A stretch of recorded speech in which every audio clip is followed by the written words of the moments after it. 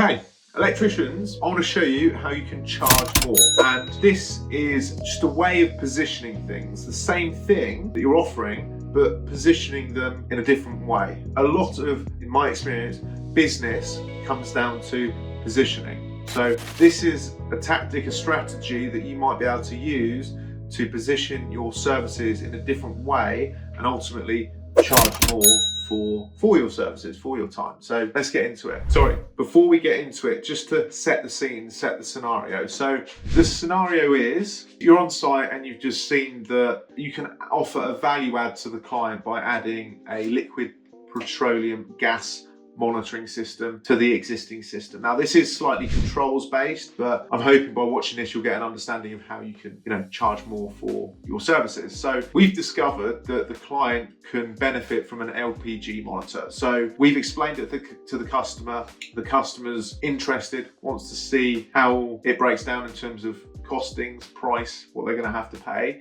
So let's go through this. Let's go through breaking down how we might present this and position this to the client. These are they might be your private calculations, or they might be how you actually present it to the client. So initially you might go, okay, cool, let me go to the van and let me break this down and put something together to you. So you might go out to the van at this point and you might break things down in this way. So these should be your private costings or calculations. So parts, the LPG monitor, for argument's sake, is 200 quid. Some additional cable, 20 quid. Consumables, £10. Okay, so those are the parts. Labour, engineer on site for 1 day, 500 quid. And this includes travel, fuel, other expenses, etc. Obviously, whatever you charge yourself out at, or what you charge your engineers out at, that should kind of already be, or should be factored into this like on-site day charge. And let's just say, for argument's sake, that it is 500 quid. And then also, because there's a bit of design modification here, or this might be yourself, it might be another engineer, but also an engineer to modify and upgrade the drawings at 250 quid.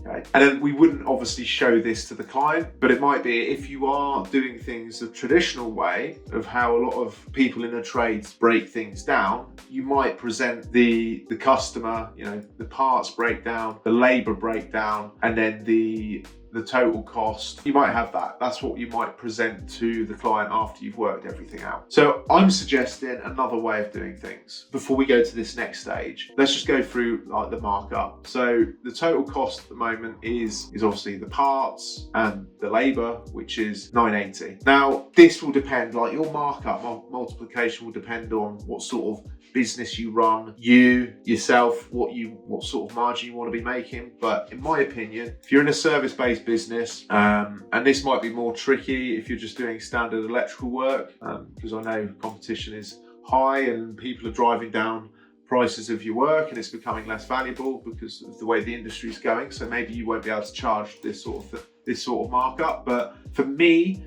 to be in business, that is the minimum markup that I want to be adding, because I just don't think you can't grow, and it's just not worth all the extra risk, the time, what goes into running a business. It's just not worth it. Unless you're adding, an extra 25%, it's just not worth it. So that's a minimum markup multiplication that I'd add. So yeah, then your total cost with markup is going to be this ex VAT if you're not VAT registered. But I'm arguing if you just break things down like that to your customer and then add in that total cost down here, it doesn't communicate enough value, in my opinion. It doesn't, and that's ultimately what people are looking at. They're looking at, what you're doing, the price of it, how valuable that is. Obviously, it depends on their need, how quickly, how urgently they need things.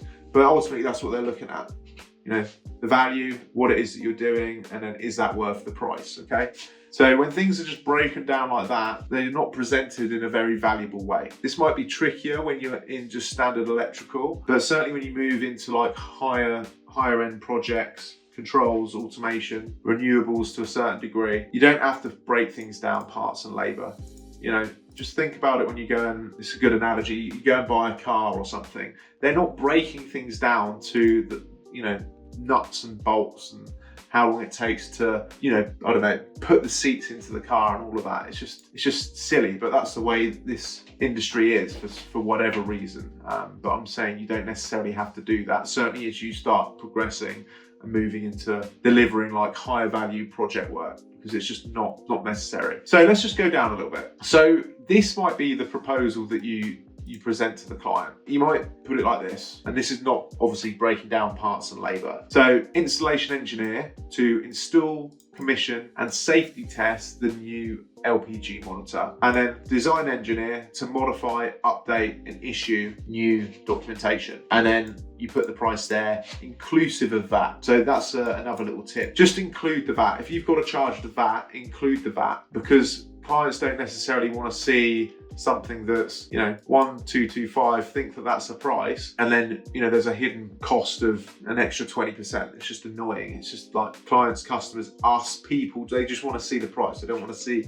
hidden costs. So just include the VAT if you're VAT registered. But if you look at this, you just present this to the client. And I know I haven't been through like the whole scenario of what we're actually doing on this job, but if you just present that to a client and say installation engineer to install, commission and safety test new LPG monitor, yeah, that's one thing. Design engineer to modify, update and issue new documentation. And then a client that doesn't really know what is involved with that and the value that you're adding, then they might think, what, $1.5 grand just to add an LPG monitor? They might think that's not really worth it and might be sort of scared off, or they might go for someone that can do it cheaper. So I would say that's not a great way to present things to a client, but you could argue it's better than, if you don't want to break things down, parts and labour, where then clients can scrutinise absolutely everything. Well, your day rate is 500 quid, and then the next guy's day rate is 300 quid, you know, and then this is how they can just pick things apart, and it just devalues things. They think that they have the ability then to decide what you're worth and what things should cost, you know, when you break things down to this level. So this is definitely better. And if the client then wants you to break things down, parts and labour, then it's kind of on you. You can read the room, whether you want to go through the faff of breaking this down again for them, whether you think it's a client worth doing that for. But if a client starts doing that for me, I might put all the parts, if the client starts asking me to do that, if I really want the project and I do quite like the client or potential client, I might go, parts, here's the cost, labour, here's the cost, and my margins are factored into those two costings. So I might just split it as simple as that, parts, labour. But there's a better way to what we're doing in this project, you know, installing a new LPG monitor, there's a better way to present it, and I want to show that to you, where you're conveying more value and the client is seeing that you're doing far more than just adding in, you know, an LPG monitor for 200 quid. Because like if they see, I want a new LPG monitor. All right, well that's 200 quid. And then they're looking down here. It's like, what? It's only 200 quid for the LPG monitor. Like, where's all that extra money going? So you can see how they can just start picking apart quotes and proposals done this way. So what I'm proposing to enable you to charge more for your services is to position it something a bit like this, okay? So this is the better proposal, what you present to the client, how I would be presenting things to the client. So the first thing is installation engineer to, and now we're listing the things that they're actually doing. We're breaking things down into almost the individual tasks that they're doing, which is going to be adding more perceived value. Like either way, whether it's presented like this or it's presented like this, the same thing is happening on site. You know, the same service is being done. But the way the client is perceiving what you're actually doing in terms of when we're presenting things and positioning things at this early stage in terms of the proposal, it's different how they perceive, you know, what's actually happening. So installation engineer to install new cable infrastructure, okay, because that'll be the first thing that they do. Fit new LPG monitor, because that needs to be fitted to the wall, and then we need to connect the cable infrastructure.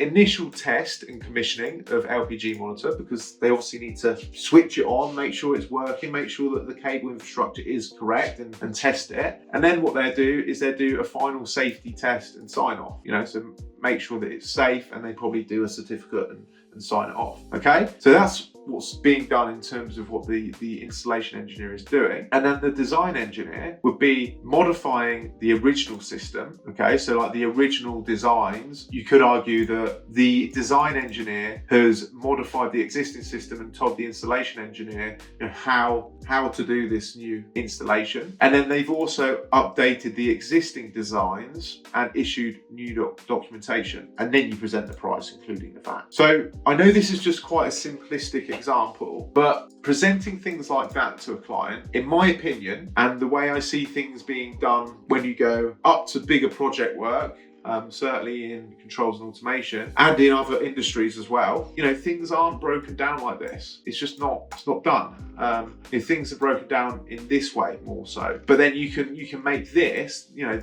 this 2 bullet point list here where the client can be like, I'm not really getting much for my money here. You can then, you know, it's the same thing, but you can just blow it up to what the steps that are actually being done, which is then a higher perceived value to the client. So when they see that, it's like, okay, fair enough. I see where that overall cost or price is going now. You know, it makes sense. You know, there's a lot that goes into this, so we can see that it's worth that. Anyway, thought that might be interesting just to break down like the positioning, the understanding around proposals, and ultimately, hopefully, enabling you guys to charge more for your time, your services, your products, and all of that.